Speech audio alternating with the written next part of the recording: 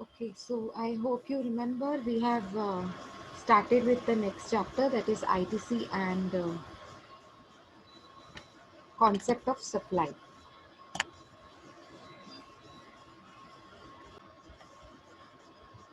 We have already covered ITC. The concept of ITC हम लोगों ने cover कर लिया था, ठीक है?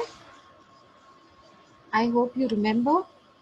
ITC means आपको पता होना चाहिए, it is input tax credit. That is formula इसकी क्या होती है, आउटपुट माइनस इनपुट टैक्स. तब आपको टैक्स की नेट लाइबिलिटी पता चलती है. ठीक है, कास्केडिंग इफेक्ट को ये रिमूव करते हैं. और कैसे इसको यूटिलाइज कर सकते हैं उसका ऑर्डर हमने सीखा था. ठीक है, उसके बाद कैपिटल गुड्स के ऊपर भी हम आईटीसी क्लेम कर सकते हैं, वो लिखा हुआ है यहाँ पे. एंड यहाँ पे कुछ ओवरव्यू दिया था कि ये टैक्स चार्ज कर सकते हैं हम कस्टमर से. ये वो इनपुट टैक्स होती है जब हम गुड्स खरीद रहे हैं. ठीक है, वाइल परचेजिंग गुड्स और सर्विसेज जब हम टैक्सेस पे करते हैं, खरीदने के टाइम पे गुड्स के ऊपर सर्विसेज के ऊपर टैक्सेस पे करते हैं ना, ये वो टैक्स होती है. और जब हम कस्टमर से टैक्स लेते हैं तो उसमें से ये इनपुट टैक्स को क्लेम कर सकते हैं. ठीक है, इसमें आरसीएम के अंडर में आपने जो टैक्स भरी थी उसका भी क्लेम ले सकते हैं. ठीक है, लेकिन कॉम्पोजिशन स्कीम के अंडर में अगर आप आते हैं तो आईटीसी क्लेम नहीं कर सकते. यहाँ पे वो बताया है कि कौन कौन रजिस्ट्रेशन कौन कौन आईटीसी क्लेम कर सकते हैं. ठीक है, वो हमने कवर किया था. अब आगे देखो, ये स्टार्ट हुआ था हमारा सेक्शन 7 है हमारा, and it is related to supply.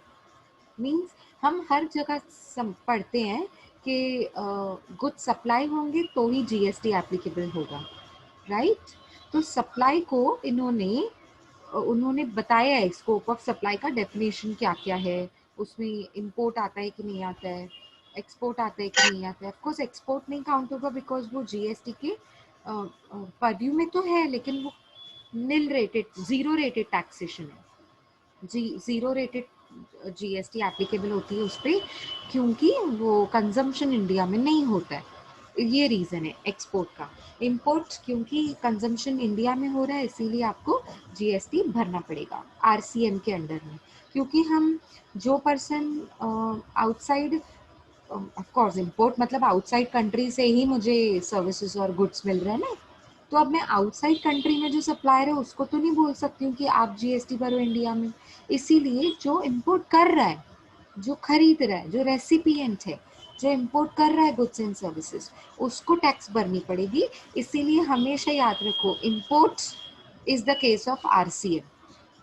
हाँ, जीएसटी भरनी पड़ती है इस पे. क्यों? क्योंकि ये कंजम्पशन बेस्ड टैक्स है, और इंपोर्ट मतलब इंडिया में गुड्स कंज्यूम हो रहे हैं.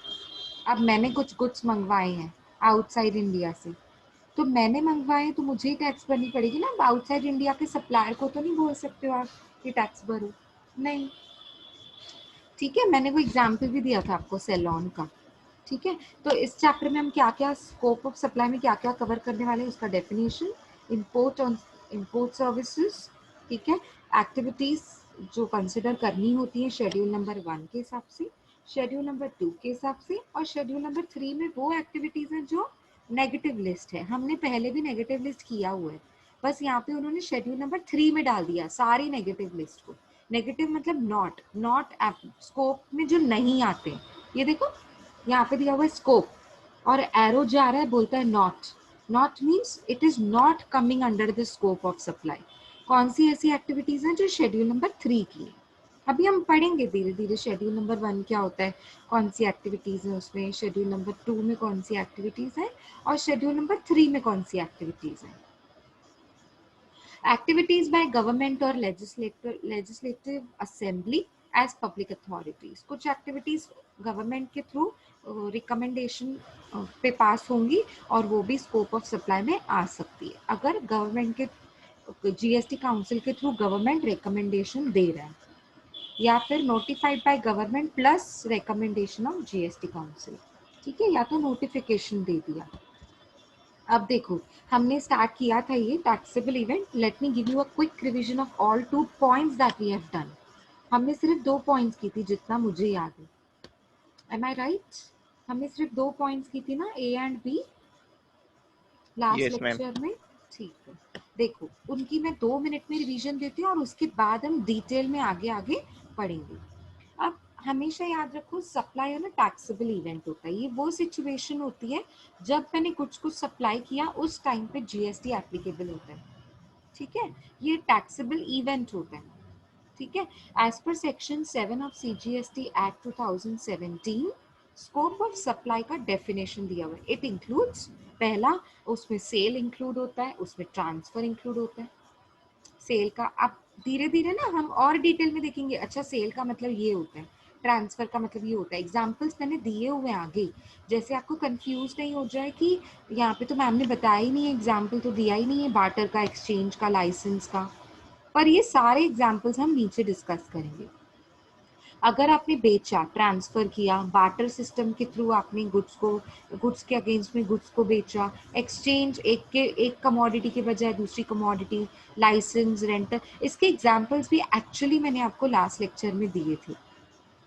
ठीक है, लाइसेंस के बेसिस पे बिजनेस किसी को शेयर करना, रेंट कि कोई चीज़ आपने रेंट पे दे दी और उसमें से आप रेंट अर्न कर रहे हैं। लीज भी वही होता है, लीज मतलब इक्विपमेंट्स होते हैं, बड़े बड़े इक्विपमेंट्स जब कंपनी आपको रेंट पे देती है।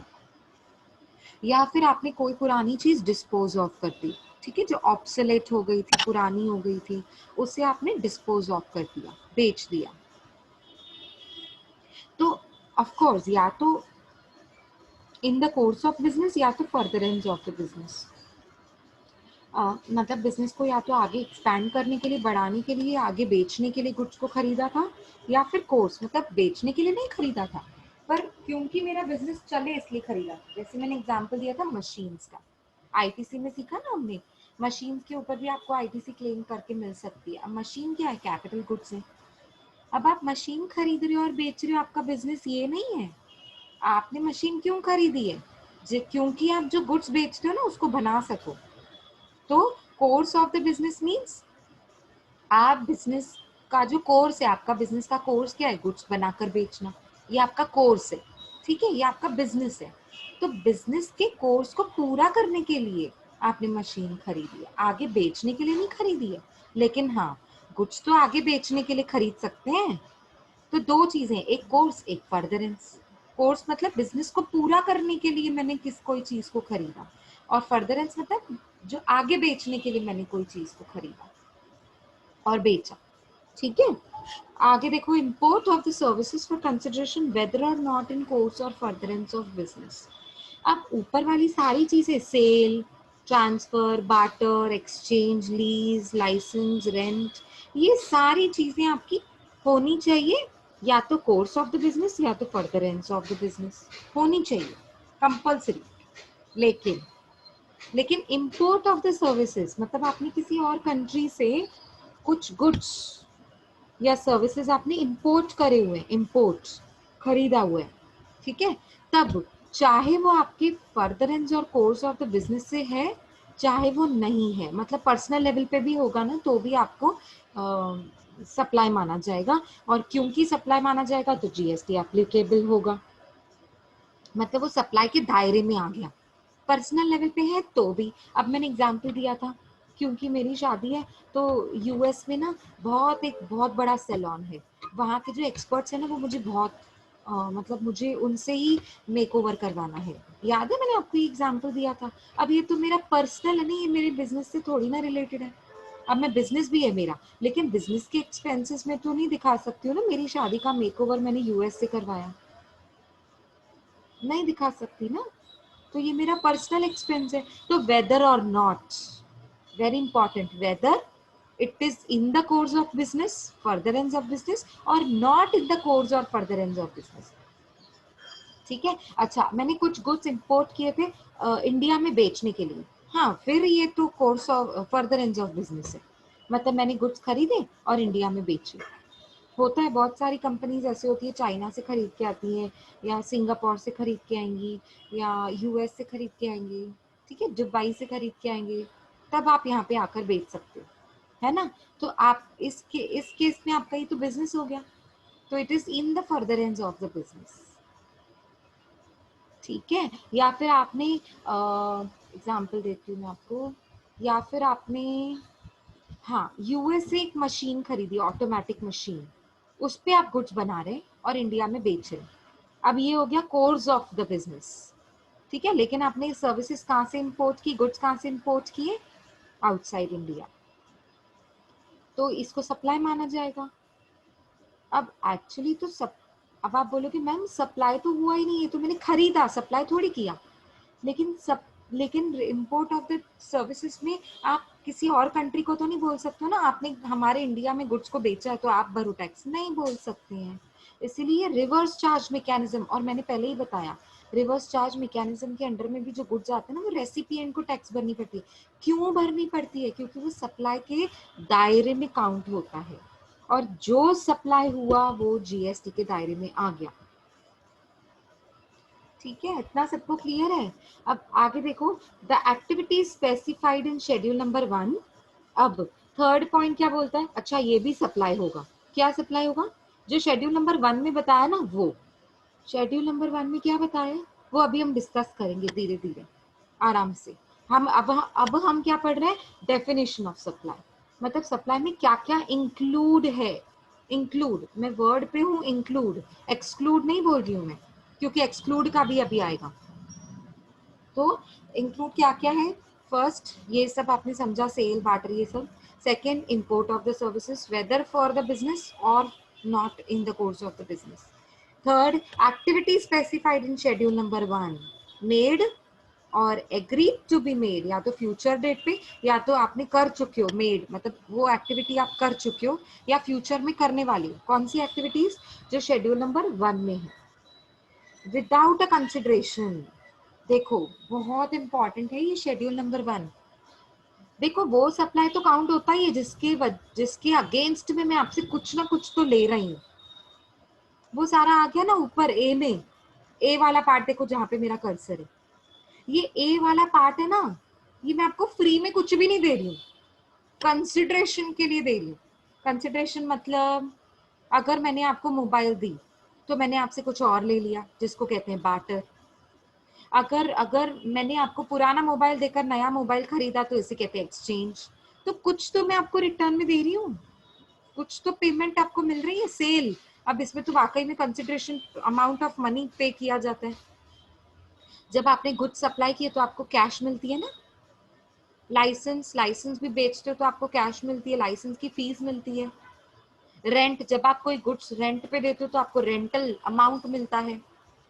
तो ये ए वाली पॉइंट्स है ना, इसमें सब में कुछ ना कुछ कंसिडरेशन में आपको मिल रहा है, तभी तो लिखा हुआ है made or agree to be made for a consideration. For a consideration, यहाँ पे विदाउट अ कंसिडरेशन। अगर आपने कुछ भी बेचा, ठीक है, कुछ भी सप्लाई किया, और वो एक्टिविटीज अगर शेड्यूल नंबर 1 में आती हैं, और अगर आपने उनको विदाउट कंसिडरेशन बेचा है, तो वो शेड्यूल नंबर 1 के हिसाब से सप्लाई मानी जाएंगी। अब आप बोलोगे विदाउट कंसिडरेशन मतलब फ्री में? हाँ, फ्री में। फ्री में, फ्री में भी अगर आपने बेचा है ना, तो भी वो सप्लाई मानी जाएंगी। ऐसा इंक्लूड में बताया है, सप्लाई के इंक्लूड में। अब आप बोलोगे फ्री में बेचना भी सप्लाई होता है क्या? क्लियर हो जाएंगी पॉइंट्स, डोंट वरी। आपके जो डाउट्स है ना वो नीचे नेक्स्ट स्लाइड में क्लियर हो जाएंगे, जब शेड्यूल नंबर 1 करेंगे ना हम, तब क्लियर हो जाएंगे। ठीक है, आगे देखो, activities to be treated as, अब डी पॉइंट बता रही हूँ मैं, क्या इंक्लूड है सप्लाई में। एक और चीज, कौन सी activities? Which are to be treated as supply of goods. अब ये जो और वर्ड है ना, ये बहुत इंपॉर्टेंट है, इसको ना मुझे हाईलाइट करने दो। ये और ये इंक्लूड, ठीक है। अब ये जो और वर्ड है ना, ये इंपॉर्टेंट है इसमें। अब शेड्यूल नंबर 2 क्या बोलता है? ये बोलता है आप आपको ना एक्टिविटीज हमने डिवाइड करके दे दी, किसको गुड्स कह सकते हैं और किसको सर्विसेज कह सकते हैं, ये शेड्यूल नंबर 2 में ये बताया है। पहली बात तो शेड्यूल नंबर 2 में ये बताया है कि ये सप्लाई में इंक्लूड है। जो सप्लाई में इंक्लूड है ना, वो ही शेड्यूल नंबर 2 में आता है। अच्छा, दूसरी चीज, जो इंक्लूड है उसमें से गुड्स कौन कौन से और उसमें से सर्विसेज कौन कौन से, वो बताए। या तो वो गुड्स हो सकते हैं और या तो वो सर्विस हो सकते हैं। देखो बीच में जो और वर्ड है ना, वो बहुत इंपॉर्टेंट है। मतलब शेड्यूल नंबर 2 में उन्होंने बाइफरकेशन करके बता दिया कि आपने जो भी माना है वो सप्लाई है, उसे सेग्रीगेशन कर दिया शेड्यूल नंबर 2 में कि वो गुड्स का सप्लाई माना जाएगा, ट्रीट किया जाएगा, या सर्विसेज का सप्लाई ट्रीट किया जाएगा। आई होप आपको समझ आ रहा है, मैं इससे ज्यादा इजी लैंग्वेज नहीं यूज कर सकती। समझ आ रहा है? यस, समझ आ रहा है कि नहीं? इतने इजी टर्म्स में मैं आपको एक्सप्लेन कर रही हूँ। चलो जल्दी आंसर दो, समझ आ रहा है? आगे बढ़े कि एक बार फिर से बताऊं सी और डी वाला पॉइंट? मैम डी वाला पॉइंट। डी वाला, ठीक है। अब समझो मैंने बोल दिया ये चीज है ना सप्लाई मानी जाएगी, ठीक है। इंक्लूड में बता दिया ये सारी चीजें जो सप्लाई हैं, ठीक है। सप्लाई तो समझ गई मैं, ये सप्लाई में क्या क्या इंक्लूड है, लेकिन वो सर्विसेज भी हो सकते हैं, गुड्स भी हो सकते हैं। अब मैंने आपको 2 एग्जांपल्स दिए थे ना, एक जब मैं गुड्स को बनाने के लिए, गुड्स को मैन्युफैक्चर करने के लिए मशीन खरीद रही हूँ, ये तो गुड्स हो गए, ये गुड्स हो गए, सप्लाई ऑफ गुड्स हो गया ये। लेकिन जब मैं मशीन को इंस्टॉल करवा रही हूँ, तो मशीन का इंस्टॉलेशन क्या होता है? सर्विसेज। मतलब आप मुझे मशीन बेच रहे हो तो आपने गुड्स बेचे, जब आप मशीन मुझे इंस्टॉल करके दे रहे हो तो आप मुझे सर्विसेज बेच रहे हो। अब समझ आया?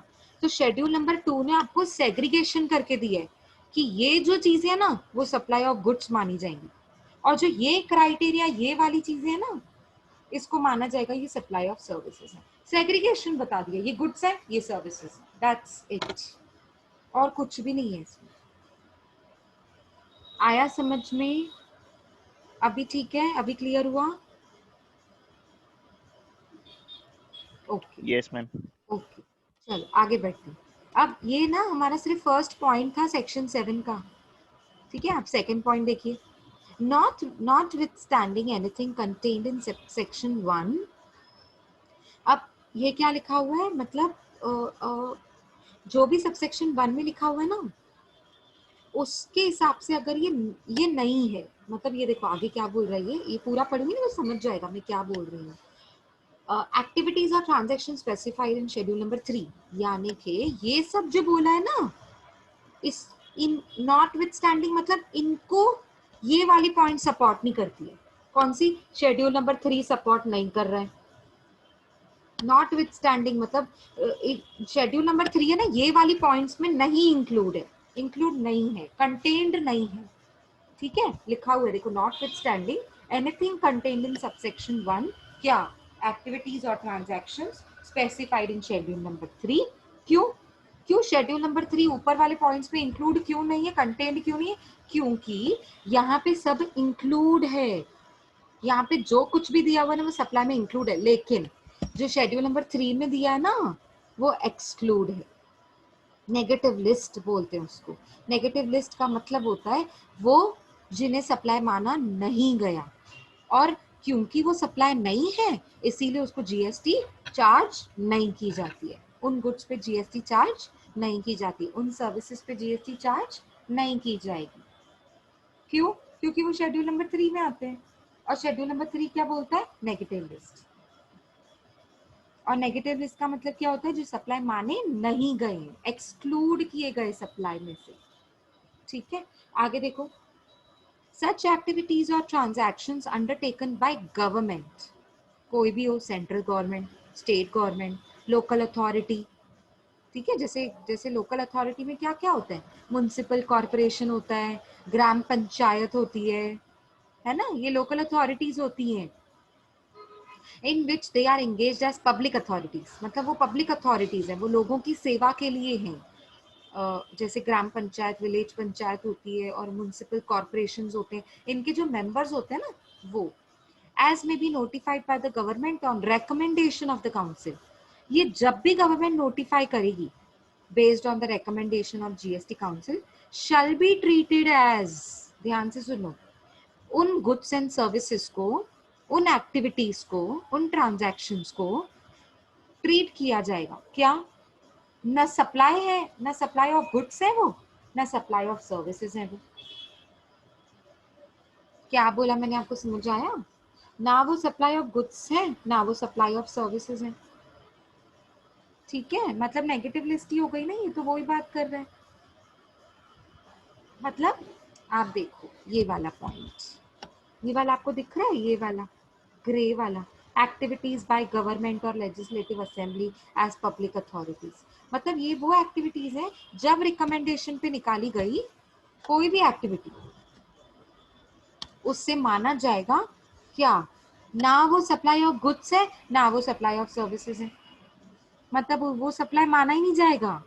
सप्लाई नहीं माना जाएगा मतलब क्या, वो नेगेटिव लिस्ट है, वो नेगेटिव लिस्ट में इंक्लूड किया जाएगा आगे से।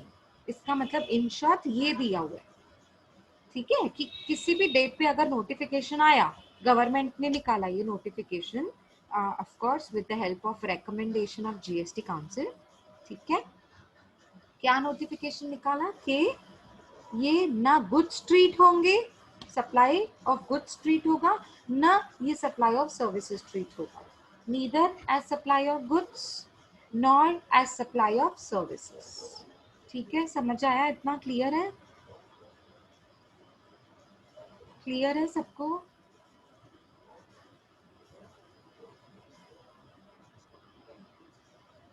चलो आगे देखो। अभी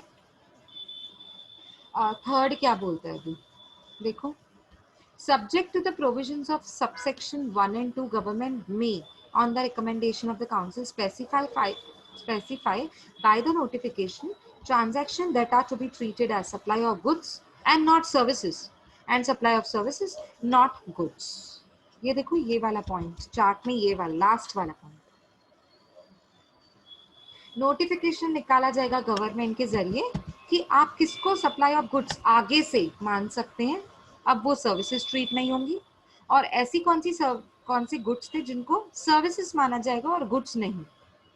वो एक्टिविटीज नोटिफिकेशन के जरिए जिस भी डेट से आएगी, स्पेसिफाइड बाय द नोटिफिकेशन, और गवर्नमेंट में लिखा हुआ, ये कंपलसरी नहीं होता है, ये गवर्नमेंट के और जीएसटी काउंसिल के रिकमेंडेशन पे बेस्ड होता है। मतलब उनको जरूरी लगेगा तो वो करेंगे। आया समझ में तीनों पॉइंट्स? कुछ कंफ्यूजन है तो पूछिए।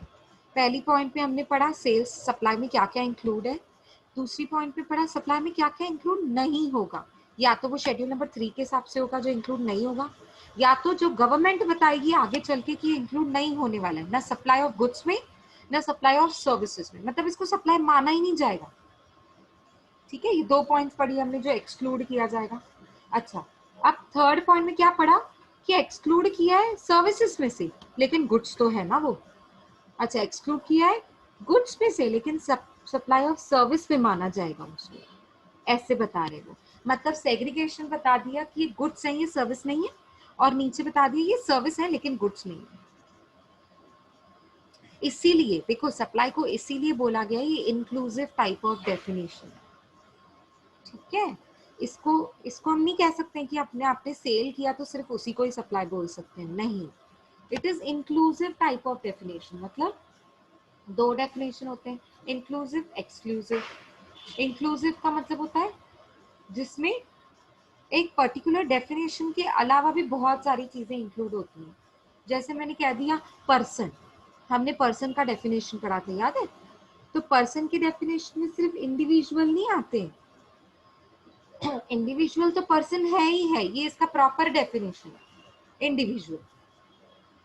लेकिन इंडिविजुअल के अलावा कंपनी, फर्म और association of person, local authority और हिंदू अनडिवाइडेड फैमिली बिजनेस, ये सब भी पर्सन काउंट होते हैं, आर्टिफिशियल पर्सन बोला जाता है इनको। ठीक है, तो वैसे ही सप्लाई भी इंक्लूसिव टाइप ऑफ डेफिनेशन है। मतलब अगर आपने बेचा तो वो तो ऑफ कोर्स वो कॉमन डेफिनेशन है इसका। सेल करना मतलब सप्लाई होता है, सेल किया मतलब सप्लाई, लेकिन सिर्फ सेल करना ही सप्लाई नहीं होता है, it includes so many other things. वो अभी अभी हमने पढ़ी भी थी ऊपर शॉर्ट पे, अभी डिटेल में पढ़ने भी वाले हैं। आएगा अभी शेड्यूल नंबर 1 आएगा ना, तब पता चलेगा क्या क्या इंक्लूड है। ठीक है, चलो देखो, सॉरी शेड्यूल नंबर 1 नहीं, जब हम डिटेल में पढ़ेंगे सेल, ट्रांसफर, बार्टर, ये सब। अब नेक्स्ट है आपका इंसिडेंस ऑफ टैक्स। इंसिडेंस मतलब कब सप्लाई होगा और कब उसके ऊपर टैक्स, कौन से गुड्स के ऊपर टैक्स लगाई जाती है, उसे कहते हैं इंसिडेंस ऑफ टैक्स। देखो अब है ना, इसको कितने पार्ट्स में डिवाइड कर दिया। एक्चुअली ये इंसिडेंस ऑफ टैक्स है ना, सप्लाई का डेफिनेशन बता रहे हैं। ये देखो, पहली बात तो सप्लाई होना चाहिए, किस चीज का? सप्लाई ऑफ टैक्सेबल गुड्स और services. Taxable goods and services का सप्लाई होना चाहिए। सप्लाई होगा तो जीएसटी के इंसिडेंस में आएगा वो, ठीक है। अच्छा, कौन ये गुड्स एंड सर्विसेज को सप्लाई करना चाहिए? Taxable person. Supply of taxable goods and services by a taxable person for a consideration or otherwise in the course or furtherance of business within a taxable territory। ठीक है, इसका मतलब क्या है? ये पूरा वो एक स्टेटमेंट एक्चुअली उन्होंने अलग अलग पॉइंट्स में बनाकर आपको दे दिया so that it becomes easy to remember. So it is supply of goods and services, कौन से? Taxable goods and services. कौन करना चाहिए ये सप्लाई? Taxable person. किस, क्यों कर रहा है सप्लाई? फ्री में, फ्री में, फॉर अ कंसिडरेशन और अदरवाइज, या तो कंसिडरेशन के लिए, या तो किसी चीज कोई और चीज के लिए, या तो उसका प्रॉफिट मोटो है, या तो एक्सचेंज मोटो है, या तो उसका मोटिव है बाटर बाटर सिस्टम, एक चीज। अदरवाइज मतलब या तो कंसिडरेशन के लिए या तो किसी और चीज के लिए, कुछ और पर्पज है उसका आपको सप्लाई करने का।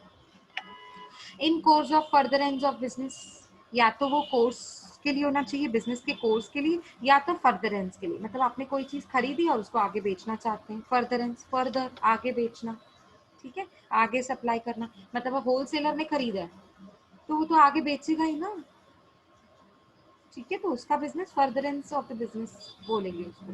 With in a taxable territory, मतलब आप टैक्सेबल टेरिटरी के अंदर सप्लाई कर रहे हैं, ठीक है, समझ आया? मतलब आउटसाइड इंडिया टैक्स टेरिटरी, अपना इंडियन टेरिटरी ना, इंडिया का आउटसाइड इंडिया सप्लाई कर रहे हैं तो वो इंसिडेंस में थोड़ी आएगा, क्योंकि वो एक्सपोर्ट है, क्योंकि वो एक्सपोर्ट है तो वो, तो उसको कंजम्पशन इंडिया में नहीं हो रही है, क्योंकि कंजम्पशन इंडिया में नहीं हो रही है तो वो टैक्स के इंसिडेंस में नहीं आ रहा है, ठीक है। तो with in the taxable territory. आया समझ में? ये पॉइंट क्लियर है सबको? यस, क्लियर है। तो कैसे लिखना है इंसिडेंस ऑफ टैक्स? आप रिप्लाई नहीं करोगे मुझे कैसे समझेगा? एटलीस्ट रिप्लाई करो। क्लियर है तो मैं आगे बढ़ू ना। ओके, ठीक है। अब इंसिडेंस ऑफ टैक्स का मतलब क्या होता है? देखो मैं एक बार फिर से रिपीट कर रही हूँ, सेंटेंस की फॉर्म में रिपीट कर रही हूँ, ठीक है। It is when supply of goods and services by a taxable person for a consideration or otherwise in the course or furtherance of business within a taxable territory is taken, it is known as incidence of tax। आया समझ में? Next, अब है ना, उसने क्या, बहुत सारी चीजें बताई है, थोड़ी रिपीट भी करी हुई है। आप देखो क्या दिया हुआ, बहुत सारी चीजें ना रिपीट भी मिलेंगी आपको, क्योंकि मुझे अलग अलग जगहों पे अलग अलग चीजें मिल रही थी तो मैंने कॉम्बिनेशन में ले लिया है। आपको कुछ रिपीट दिख रहा है तो वो आप इग्नोर कर सकते हो, ठीक है। अब टैक्सेबल इवेंट है सप्लाई का, तो ये टैक्सेबल क्यों है?